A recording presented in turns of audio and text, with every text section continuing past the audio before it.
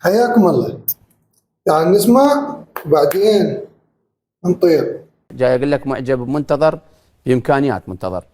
امكانيات منتظر يعني انا اشوفها امكانيات مستواها عالي فوق اسيا كلها. اي يعني هاي وجهة نظري. واخيرا يتم انصاف منتظر ماجد من قبل شخصيه رياضيه عراقيه معروفه اللي هو الكابتن عماد محمد، مشكور طبعا. هاي بالنيابه عن منتظر ماجد.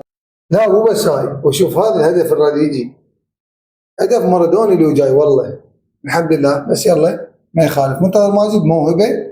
اليوم طلع بالاعلام واعتذر من الاتحاد لان صارت عنده فد مشاكل. لا يعني حق اللاعب يجي من اوروبا ما يلعب ما يعطي دقائق ما يعطونا فرصه، فاكيد اللاعب راح يكون محبط واللاعب ترى صغير عمره 20 سنه.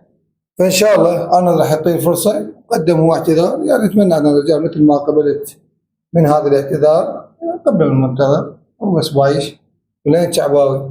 تحيه للشعب. على العموم فان شاء الله يا رب يعطونا فرصه بنهايه كاس العالم. وعلى طاري كاس العالم اتمنى اوصل 1000 مشترك قبل نهايات كاس العالم. عمودان وياكم ونطير وين؟